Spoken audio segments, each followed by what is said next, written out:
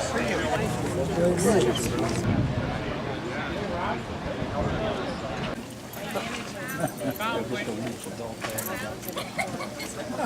one. Good morning. Welcome. Oh, good afternoon. I'm sorry. I've been here since the morning. The other thing I'll say is when we start to talk, airplanes will go by for some reason. My name is Bill Higgins. I'm the Director of Training at the Connecticut Fire Academy, and I'd like to welcome all of you to the Connecticut Fire Academy today on this beautiful day. On behalf of the Commission on Fire Prevention and Control and Jeff Morissette, the State Fire Administrator, along with myself, we're honored to share this memorial ceremony and its 30-plus year history with our longtime partners, the Connecticut State Police. At this time, I'd like to acknowledge some special guests. Dr. Henry Lee, Colonel George Battle, Lieutenant Colonel Stavros Malikas, and also part of the Commission on Fire Prevention and Control, Commissioner Kevin Kowalski and Commissioner Rich Nichols. At this time, I'd like to turn the podium over to Colonel George Battle.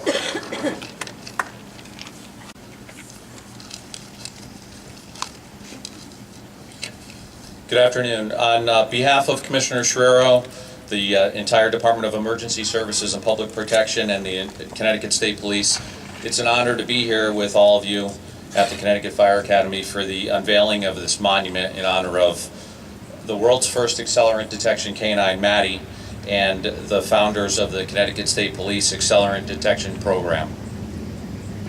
First, I'd like to thank Jeff Morissette, who's not with us today, and Bill Higgins for allowing us to most appropriately place this monument here at the Connecticut Fire Academy. This truly exemplifies the collaboration and teamwork between the fire service and law enforcement in successfully determining origin and cause of fires, to work towards prevention of accidental fires from occurring and prosecuting those who intentionally set fires to destroy property or harm others. I'd like to thank retired Sergeant Jim Butterworth, retired Trooper First Class Doug Lancelot, State's Attorney Inspector Joe Toscano, Dr. Henry Lee, Dr. Jack Hubble, I saw him here somewhere, for all of their hard work years ago in formulating this program. Their hard work on this program over 30 years ago, really laid the foundation for where we are today in the field of fire and arson investigation. I'd also like to recognize former Master Sergeant Dave Barger, so thank you as well. The Tales of Hope Foundation, I owe a special appreciation for, and Mrs. Linda Blick, for all of their work and their fundraising in making this day come to fruition. Having been assigned to the State Police Fire and Explosion Investigation Unit for approximately 6 years and a volunteer firefighter for over 10 years, I completely understand and appreciate the impact that the Accelerant Detection Canine Program has made on the field of fire investigation throughout our state, country, and around the world. As a trooper in what was then the Investigations and Enforcement Unit for the State Fire Marshal's Office, Sergeant Butterworth was my boss, and he taught me, along with many others who are here today, a lot about fire investigation and the abilities of the Accelerant Detection Canine. Watching the canines work in a wide array of fire scenes over the years, I've always admired the handlers and what the canines did. And in fact, I wanted to be an Accelerant Detection Canine handler myself. Sergeant Butterworth tried to make that a reality, but the timing was not right at that time, and unfortunately it never came to fruition. I had to settle for my own golden retriever, but that's okay. I still love the program. So I just wanted to say again, thank you all for your time, effort, and commitment, not only in this area of law enforcement and the fire service for fire investigation overall, but I wanted to specifically thank those involved in their time, effort, and commitment to bring this monument to fruition. It not only honors the world's first accelerant detection canine, but represents over 30 years of dedication and devotion by so many fire investigators, again, many of whom are here with us today. As our state police educational poster said over 30 years ago, I still have it, I brought it with me today, Maddie knows arson, N-O-S-E. And I would be remiss if I didn't acknowledge that so do her successors. So thank you again for allowing me to be a part of today's ceremony, and enjoy the afternoon. Retired sergeant from the Connecticut State Police Department. Myself, Doug Lancelot, and Dave Barter were Maddie's trainers and handlers when the program first began. I would like to welcome you all here, and I'd like to especially welcome all the donors. This program, this memorial, could not have taken place without all the contributions of the donors across Connecticut and actually across the United States. We've received donations from across the United States, so we're very thankful for that, and we'd like to welcome you here for the ceremony. I'd also like to thank Commissioner Sciarro, the Commission on Fire Prevention and Control, Jeff Morissette. Those folks really gave us the go-ahead to use their premises to erect this memorial, and they supported the process. And we'd also like to thank Chris Johnson. I know he's here somewhere, Chris. Chris is the jack of all trades at this place and keeps it running, so he was very valuable for us. The first time I met Maddie was in 1986, May 1. I didn't quite know why I was meeting Maddie. I was told we were going to train this dog to be an accelerant detection canine. I did not know what an accelerant was. I knew what drugs were and bombs and how to find people and stuff like that, but not accelerants. So I was kind of curious as to how we were going to do this. However, May 1 of '86 was when the program started here in Connecticut. But the idea for the program was created several years prior to that. And I'd like to introduce Inspector Joe Toscano. He's retired from the Higgins State's Attorney's Office. Joe, we call him the man with the idea. It's his idea to do this. So I'd like to introduce Joe, and he can get up and fill you in on some of the early history of this program. Good afternoon. You know, you learn something every day, and what I learned here today in the first 5 minutes is that Jim Butterworth was George Battle's boss, and George was still able to succeed in the state police, which is pretty amazing. You know, the story of the dog goes back to 1982, and I attended a 2-week bomb school at the ATF Academy in Brunswick, Georgia. What I learned in those 2 weeks is that I never wanted to be assigned to a bomb squad. It's an incredible job, incredibly dangerous, but I got to meet 3 New York City police detectives who were assigned to the bomb squad. Bob Knoll, Richie Pastorella, and Frank DeSico. And I'm going to bring them back up in a few minutes because they're really an incredible story. But Bob Knoll was the trainer of the canines for the bomb squad in New York. And my first question to him was, how much faith do you have in these dogs? And he said, well, first thing we do when we have a suspicious package is we run a dog.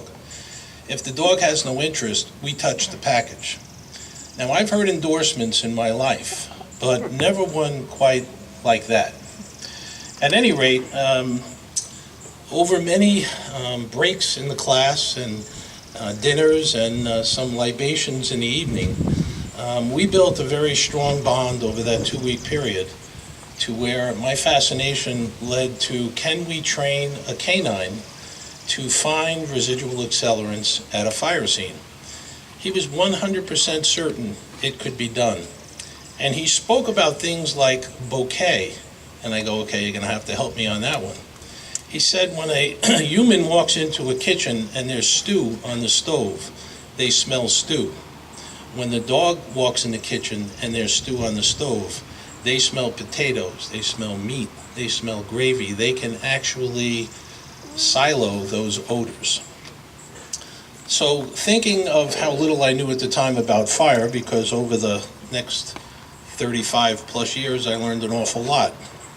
Did I tell you that I learned that Jim Butterworth was George Battle's boss. So Bob agreed, he and I agreed with a gentleman's handshake.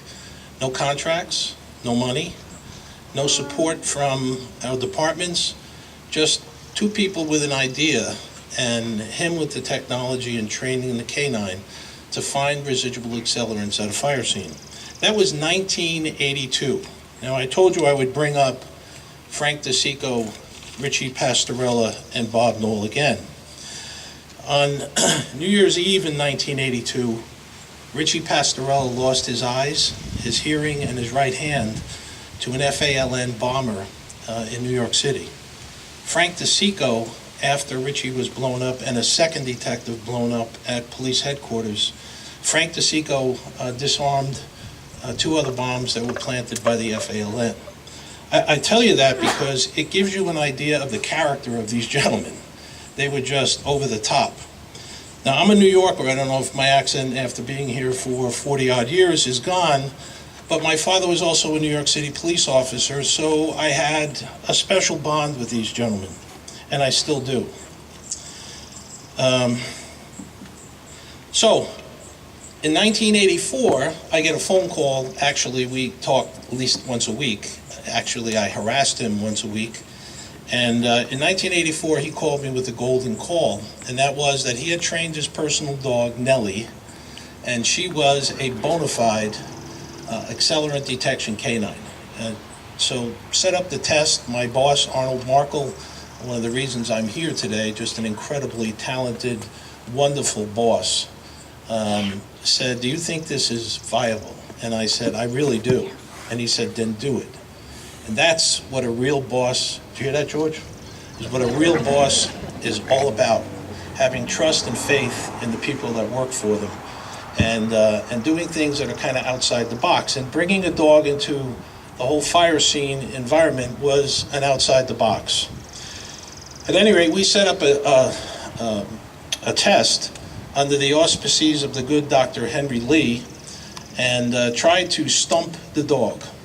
So we put, by the way, I'm standing next to Bob Knoll, and we took a little fingertip of gasoline and put it behind an outlet.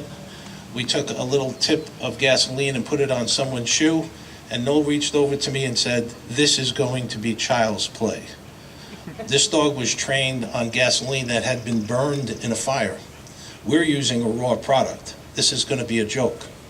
And it was. And even Dr. Lee couldn't stump Nellie, Bob's dog. And so after that test, we now had a tested product, no money, no nothing. And we had some support from the Connecticut State Police that was just over the top. There was a Captain Bill Smith who ran that unit that we approached along with Doug Lancelot and Jim Butterworth and Dave, and said, "Look, this dog was trained on food reward. Your training is on play reward." So think about this. Not only did they have to accept that they would take the training over, but they had to train the way they train the canines. And knowing Jim Butterworth for just a short period of time, I had very little faith that he had the ability. I don't know if you know, but he was George Battle's boss. So the test revealed again that the dog was everything we said she was. The Connecticut State Police agreed to train this new canine, whose name was Maddie. And the New Haven Arson Squad, in fact, Chief Grant from the New Haven Fire Department retired, is here today, and he was chief when Maddie was running around the city of New Haven. And Ed Jose from the Fire Investigation Unit from the city of New Haven is here today, and he was one of the fire investigators who benefited from Maddie. We agreed that we would take that canine and we would have a one-year test with her only going to fires in New Haven. Well, the first couple of fires we were concerned about how she would react to a post-fire environment, and she was skittish. By the third fire, I think Butterworth is the one that got her a pair of sunglasses and a cigarette, because the press ran to her when they pulled up with her in the car. We were no longer important. So she became kind of a rock star. And then the phone calls began from North Carolina and Pennsylvania. 2 firefighters have been killed. Can you come with the dog? And that began the process of really injecting this whole canine tool into the fire investigation business. And I promised that I would only do 5 minutes. I was whittled down to 3 by Lancelot, and he's very good with a knife. So just let me end by saying it is incredible to be a first in anything. And we collectively have been the first in creating a tool for fire investigation that has made a difference. And it's incredible also that most of these people who are retired recognize the significance of what we did. And that's why we're all here today. So thank you to all of the people who put this together for including me today. I'm humbled and very grateful. And who's up next, James? Did you know that Butterworth was battled? Where's the big hook when you need it? I was going to say thanks, Joe, but I don't know if I'm going to do that now. Joe mentioned our commanding officer at the time was Captain Bill Smith. One of the unique things about the Connecticut State Police, well, it's not unique, but it's a state police agency. We're paramilitary. And if our commanding officer tells us to do something, it's our goal to do it. It's our mission, and we have to accomplish it. But we had a tremendous leader in Bill Smith. He was an outstanding dog trainer and handler, and he didn't just give us our marching orders. He wanted input from us as to whether or not we could do this or not. I'd like to introduce now Trooper First Class retired Doug Lancelot to give us a little bit of a history on our past commanding officer, Bill Smith.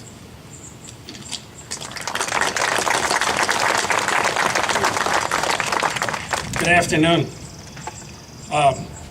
I'll try very hard to keep this short. On or about April 17th, 1986, Captain Bill Smith called me. He said he had just been contacted by Dr. Henry Lee from the forensic lab about the concept of a dog searching for accelerants in a fire scene. And he asked me if I had ever heard of this and what I thought of the feasibility.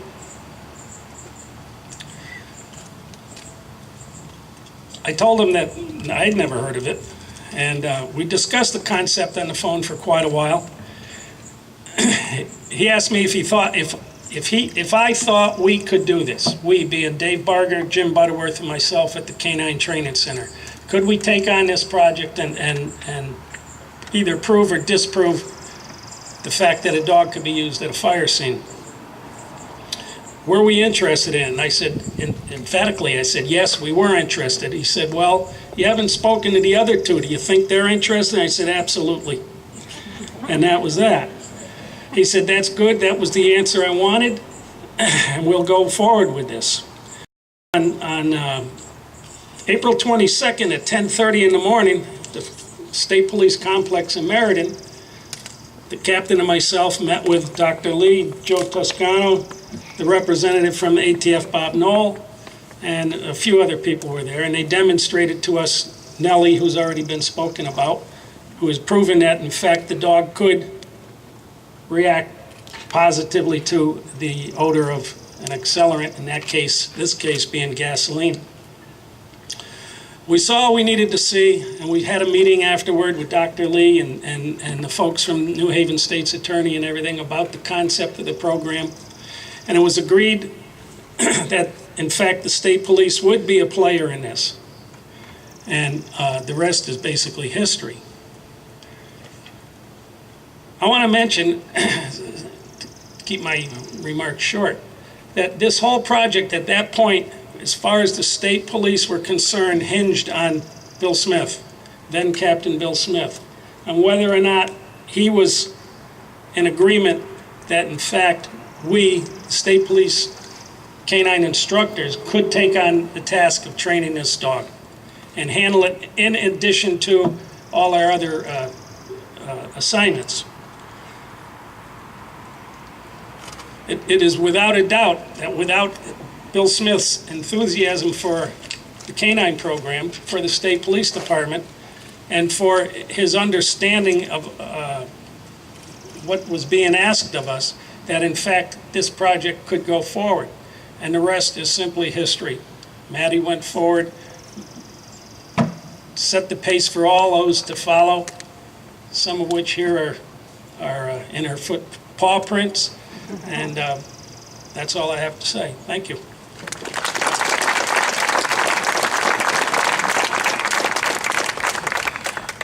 Yes, that brings us again back to May 1st, which is a pretty important date for the history of this program.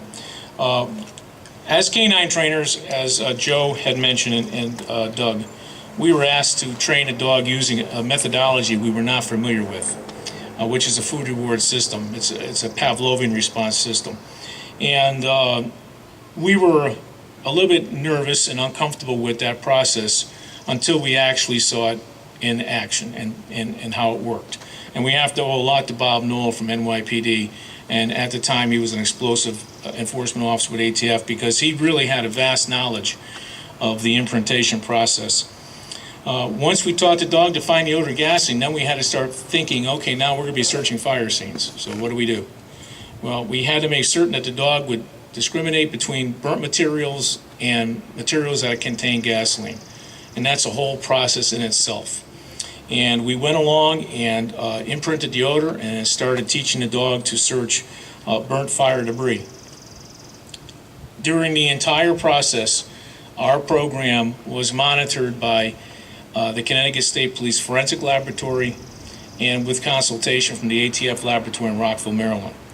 And Dr. Henry Lee, to my right, he is a great supporter of this program from the very beginning. And he's also a donor to the memorial, so he holds a nice spot in my heart for that.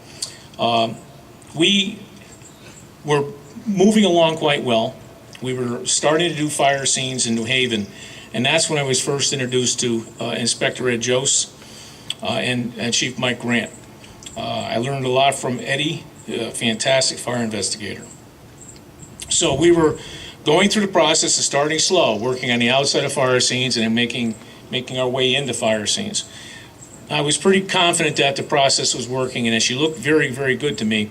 But there's always that doubt in your mind: is this really going to work? Is this really going to, work out in the field?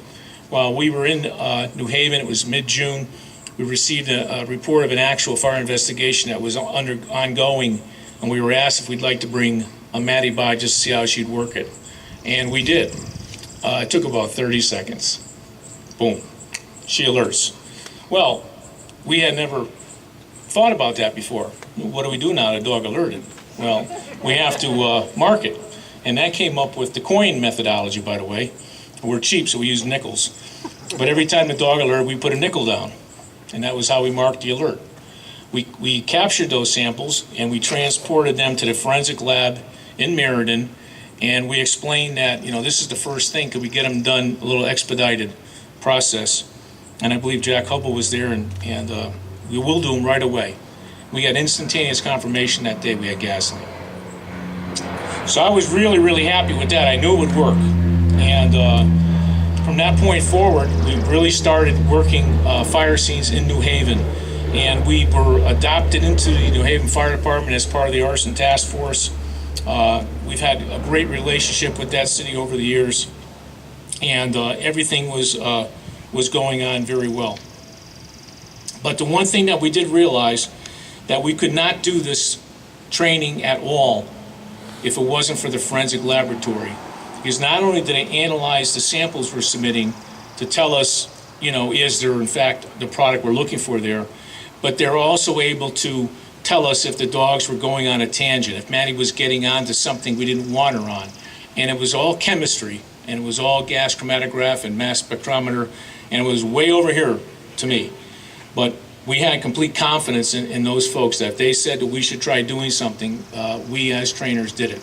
And that's why this program is really the first forensically validated program in the United States, and as far as we're concerned, the world. I'd like to now introduce Dr. Henry Lee, who can have a few words about the forensic involvement with the K-9 program. Your very much. Actually, I have a confession to make. I'm not Dr. Henry Lee. I'm Peter Wong, own a local China buffet here. So they want to have Dr. Lee here, that they come to my restaurant, offer me a couple $100. Where's the money? So I'm here now. Well, I joined state police 1965 as their chief consultant. Then 1966, after 7, become the first chief of the laboratory, chief criminalist of state police. Since then, I have a really long association. I love this department, but also taught me a lot of lessons. Don't trust them. Joe Suda with me 44 years now. He was my student, and then become a state trooper, then work with me,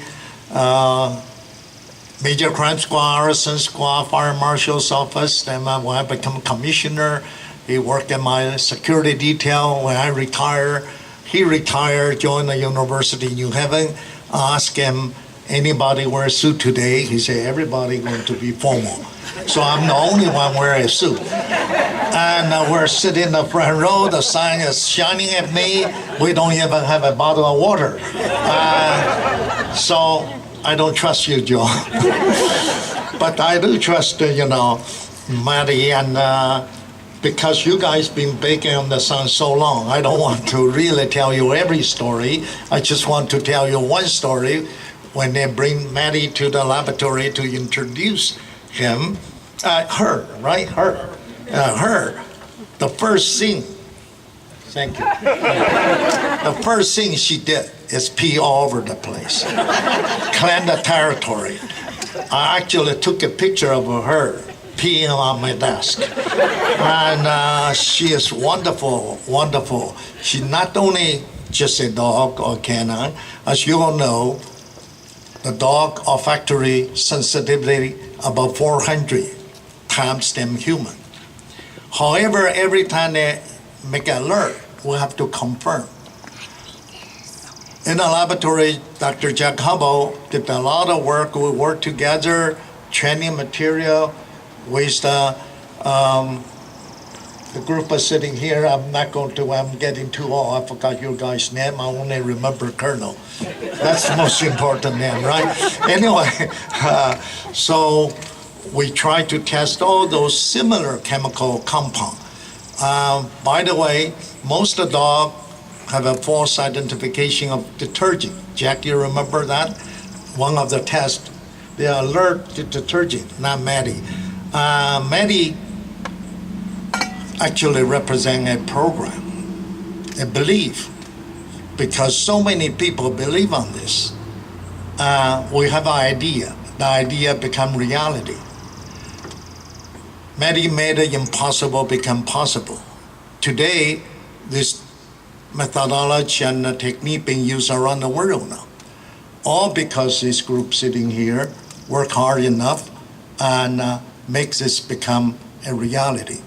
I want to thank each of you to support this program.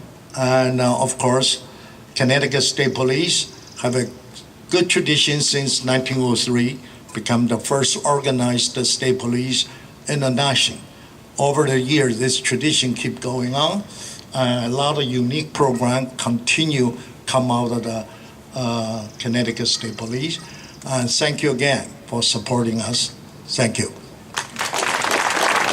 That was good. Doc got a water, and so did I, man. I tell you, he's got clout. That's really good. That first summer, up until September 1st of '86, we concentrated our efforts in New Haven. We knew we had a good thing going, so on September 1st, we made the K-9 operational for the entire state, and the calls started coming in. And we started responding at all hours of the night, all across the state, searching fire scenes with her. It became obvious to us that after a while, she could not handle the workload entirely. So in I think it was late '88 into '89, we trained a second dog for the state of Connecticut, and that was Canine Solo, handled by Detective Jim Pierpont and Julio Fernandez. Maddie was getting up there in age, and we were still receiving a ton of phone calls for assistance everywhere, so we trained even more dogs. And we have some retired handlers here today, along with our active handlers, and I would just like to introduce who they are and the dogs they handled. We have Detective Michael Laraya. Good, Mike, stand up or sit down or wave or do something. He handled Louise and Trek. We have Detective Roger Baxter. He handled K9 Maisie and K9 Katie. We have Detective Ken Christensen, who handled Presley and Ritz. And we had Detective Eddie Rodriguez, who handled Melinda. And then we've got up here, still active on the job, we have Paul Maycook, who handled his dog Baxter, no relation to Roger, by the way, and Cora, and Detective Wayne Optenbrow, who handled Sprite and Elway. All these dogs serve the state of Connecticut, and they're all being recognized, and their names all appear here on the pathway of her legacy and a path of honor.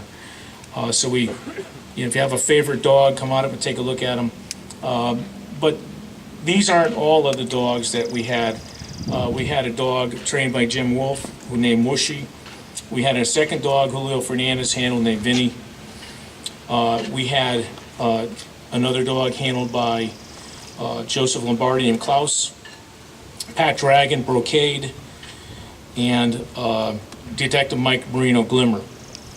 I haven't mentioned two of our trainers and troopers and dog handlers because they're no longer with us, but I would like to ask Paul Maycook to please come up and recognize our two missing members.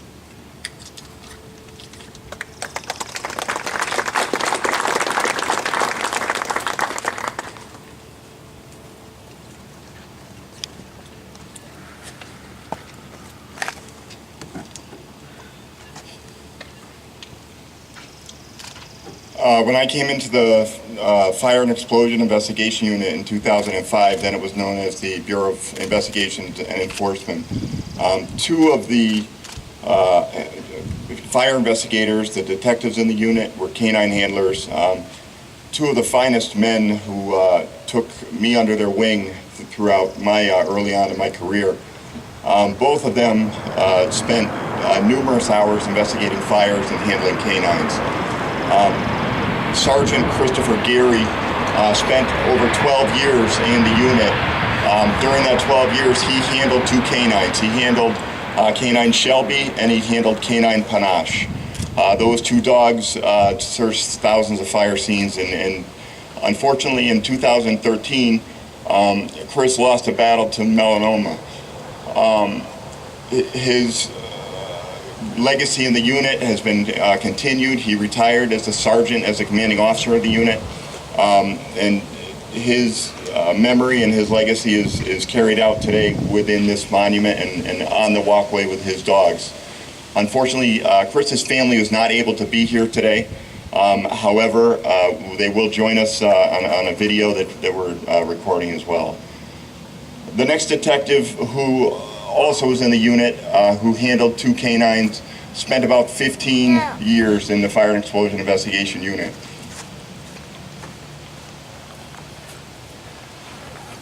Detective John Sawyer, for those of you that knew John, this was his home. This fire academy was where he spent much of his time up here training and working. His two canines, Lily and Sophie, are here with us today with John's family. His wife Patty, his children Becca, and his son Brian. John's legacy here at the Fire Academy continues to live on in those that continue to come through here and train. His dogs really basically ran the place. Whenever John would come, the dogs would come in and take over the academy, and I think it's fitting that they're here today, and we certainly recognize both John and Chris today. Obviously, they're not with us physically, but they're here in spirit. As a small token of appreciation from the Connecticut State Police Fire and Explosion Investigation Unit, I'm going to make a presentation to the families, to John's family, and on behalf of the Gary family, to Roger Baxter, who will accept this token of appreciation.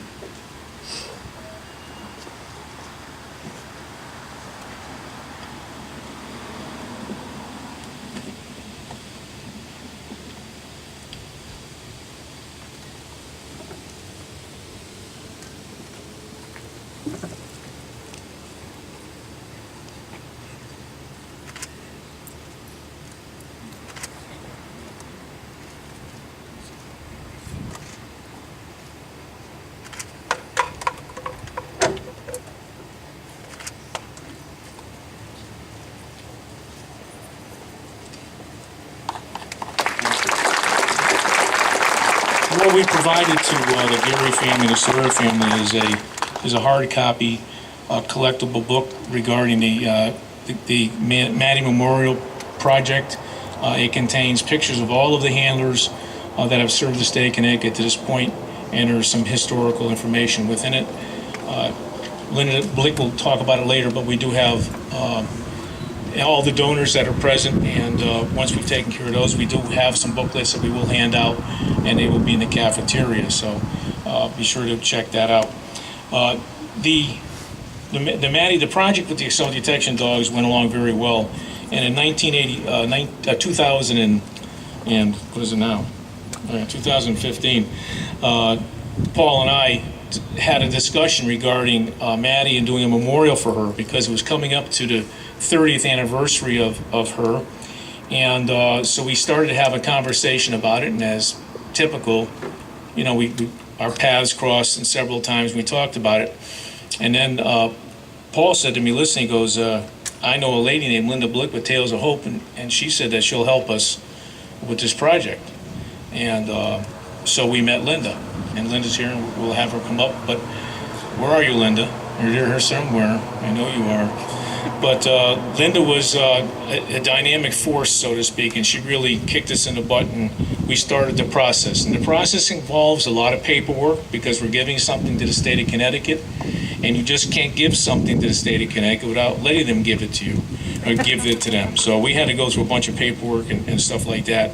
Once we were able to get that done, we started our donation kickoff in November 2017. And at that time, the Connecticut chapter of the International Association of Arson Investigators made a very healthy donation to our program. And the donation allowed us to start thinking about how we want to create this memorial. And we realized we would like to put a bronze facsimile Labrador onto a stone.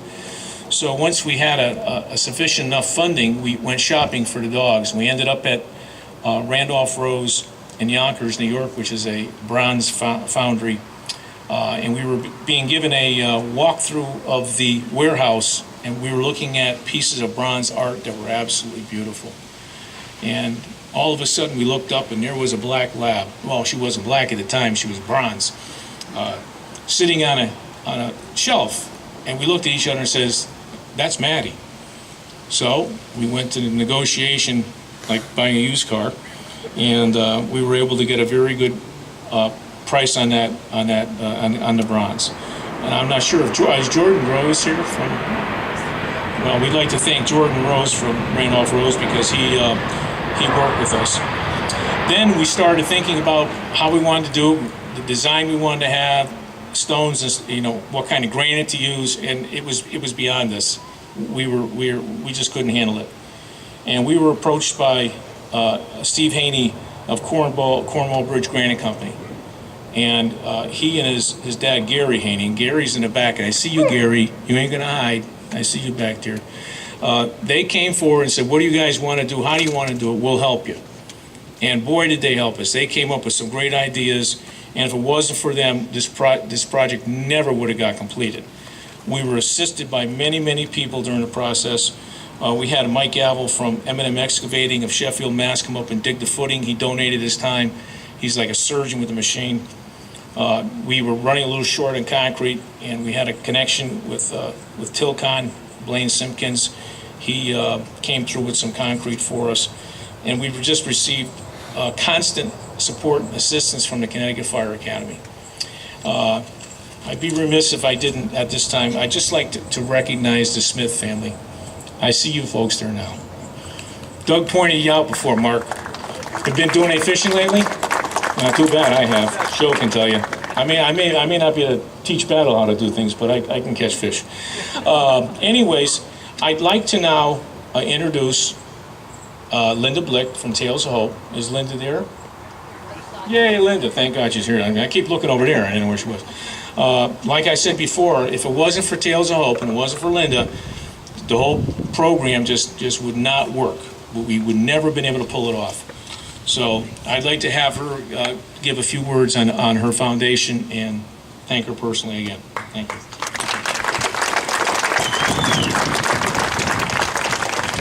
Good afternoon, everyone. How you holding up out there?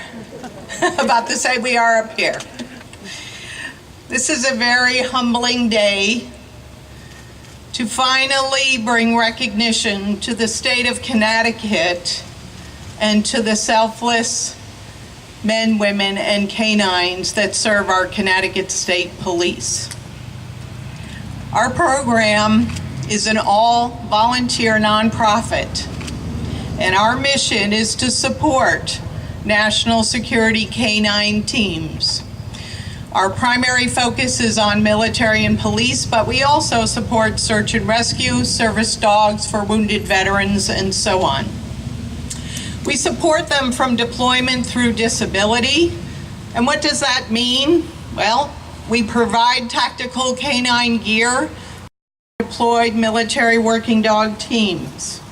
We help the budget-strapped police departments, not only in Connecticut but other states, with whatever they need. If they need a new canine, then we get it. If they need tactical gear, we get it. We also do higher level, state-of-the-art equipment, which we gifted to the MTA that serves New York and Connecticut. We gave them a state-of-the-art canine storm intruder vest, which has an integrated camera with day and night vision that broadcasts equal to the height of the Empire State Building. We provide veterinary care for the canines who need that support. Many of you may not be aware, in fact, I haven't met a program, maybe there is one, where the dogs receive veterinary care after they retire, despite the fact that they have served their entire life, served us, our communities, our country. We also try to bring recognition to the work that the National Security Canine Fields are doing, because we believe that an educated society is a supportive society, and we have seen that over and over again. So we began at the 10th anniversary, 9/11. We honored the canine teams that had served nationwide. We were then invited to lead the inaugural contingent in the New York City Veterans Day Parade, honoring military working dogs from War of 1812 to Afghanistan. We were then invited by the county execs of New Jersey to design and co-chair their first Canine Veterans Day of Observance ceremony. New Jersey was the first state in the country to pass that law. That movement began by Vietnam veteran Joseph White 31 years ago, and it took until 2012 to get the first recognition by law. I am currently chairing the national committee, and we have 13 states now that have signed on either through laws or proclamation, including the state of Connecticut last year. We submitted testimony towards that end. We just launched a large new program with the Zoetis Pharmaceutical. They're the largest animal pharmaceutical in the world, And that project is to provide police that work in high target cities and military working dogs with what we call the COFAC. That is the Canine Counterterrorism First Aid Kit that was created by the tactical commander of MTA, who is also the United States Police Canine Association president for Region 7. This particular item has over 100 items in it, the first aid kit, including auto injectors to counteract nerve gas and drug overdoses, which is a huge problem these days. I had the great privilege of meeting Detective Maycook about 4 or 5 years ago when he came to speak to our Canines in the Classroom program at Jamoke Academy in Hartford, Connecticut. Our program began in 2012, that program, Canines in the Classroom. We were asked to consider doing it by the explosives head for the Homeland Security headquarters. We launched that program in 2012 to 900 students and rave reviews. And since then have had offers to bring it nationally. We're still working on the funding for that. Paul told us that Maddie existed and what Maddie's legacy and contributions were. I work on the national level, nobody knew about her. I talked to citizens in Connecticut, nobody knew about her. And I thought, this is wrong and it needs to be fixed. Because these folks who you've met today and maybe have met and worked with before had the vision, the creativity, and the support to lead our nation in better investigations in the arson field. As Jim said, we want to thank each and every one of our donors for your extraordinary support in changing this issue, because now we can educate the world about Maddie. We want to thank the fire departments, the fire services, the businesses, the individuals who donated, and I want to say an extra thank you to our extraordinary volunteers, because Tales of Hope could not function.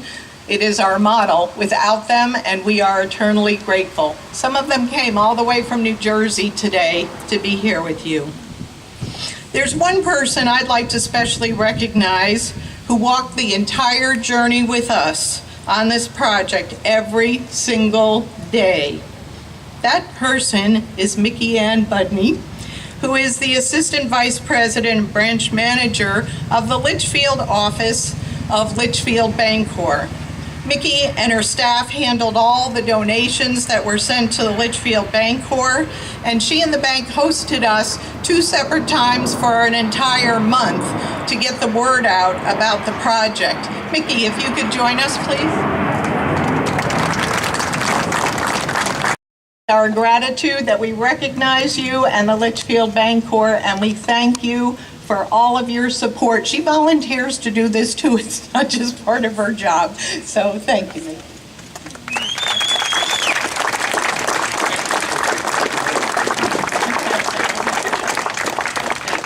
To thank the Connecticut State Police leadership for your support, as this project wouldn't be possible without you, and to the Fire Academy for providing Maddie's memorial with a perfect home.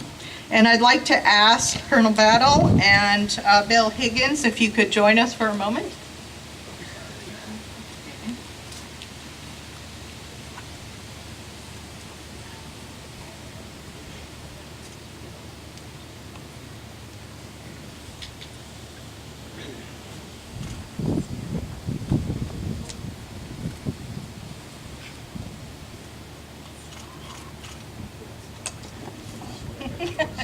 Jab it upside down. Good for you people to see what it looks like, isn't it? On behalf of Tales of Hope Foundation, all the donors, the citizens of Connecticut, we thank you for your support, and we present you with this history board of the Canine Maddie Memorial Project.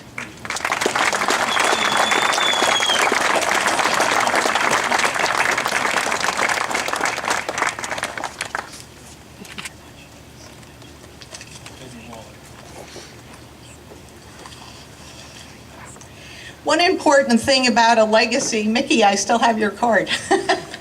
One important thing about a legacy is that it needs to be perpetuated. And the way that we're going to do that, one of the ways, is that if we get permission from the Connecticut State Police, we're going to talk to the State Historical Society, who has already expressed interest in the project. Secondly is through our youth, and that is through our Canines in the Classroom project. In 2016, on our 5th year anniversary, Tales of Hope decided to add a police community bridging project. We got tremendous cooperation from law enforcement, and as a result of it, the first year of that component was very successful.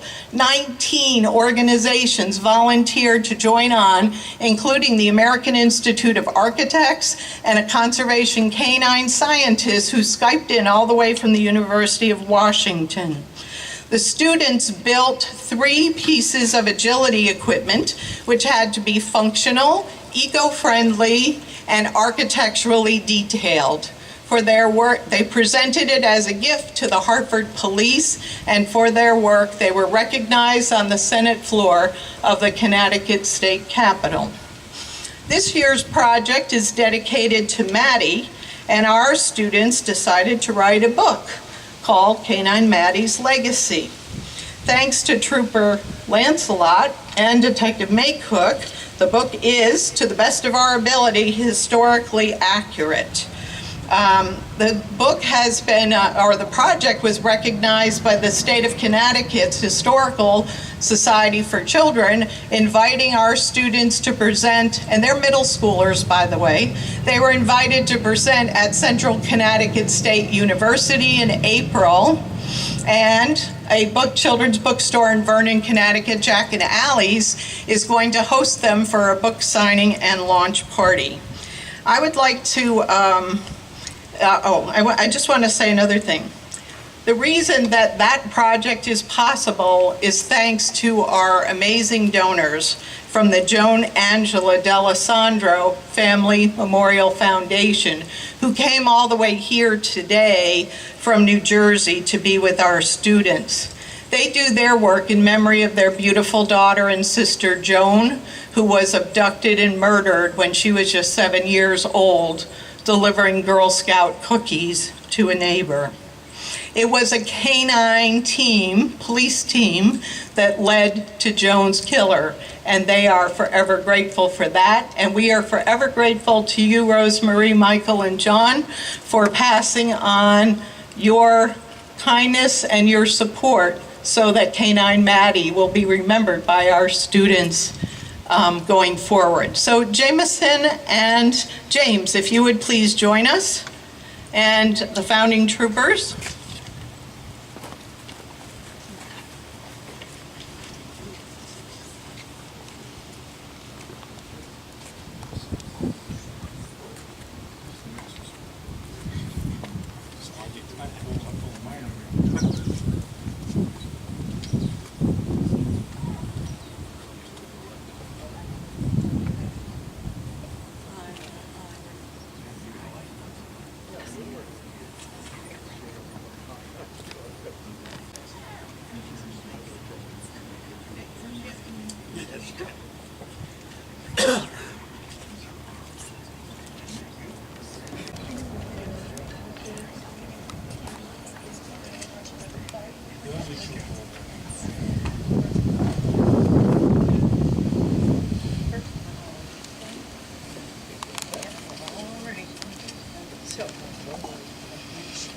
So we thank you all for your amazing support.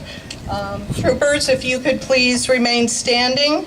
Now on behalf of Tales of Hope Foundation, each and every donor, the citizens of the state of Connecticut, we invite you to unveil the Canine Maddie Memorial, commemorating Connecticut's historic founding of America's first accelerant detection.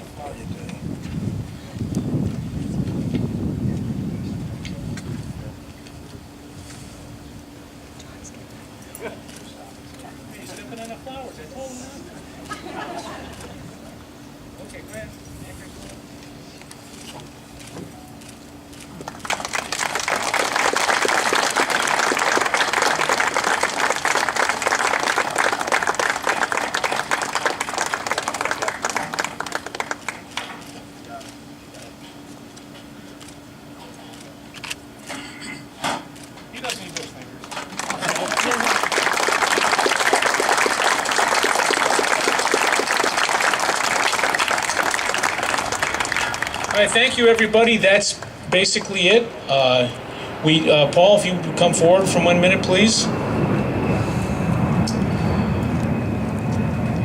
And we'll have Linda come on up, please. Come on, Linda. Gotta get up here. She thinks she's escaping.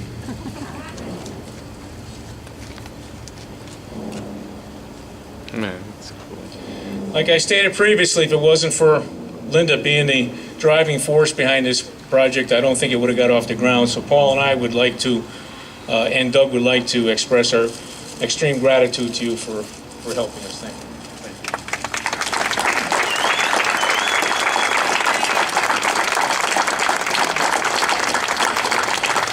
Okay, we can get out of the sun. In the cafeteria, there are cold beverages, there are cookies, which are pretty good. And anybody who's a donor, we have your book in a package in the cafeteria for you. So please feel free to mingle. If anybody wants a photograph taken with a dog or anything like that, just ask for it, we'll give it to you. Thank you very much for attending.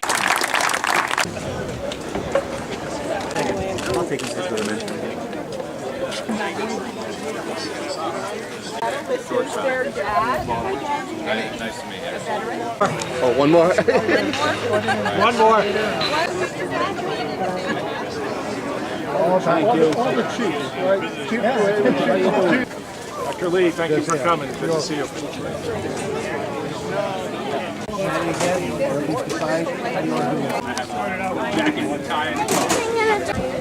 I have things in my hands. Kind of wearing out my water bottle here.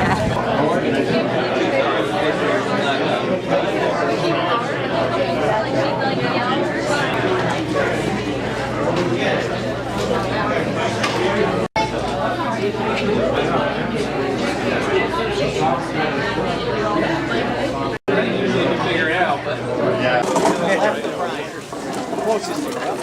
Are you taking a picture?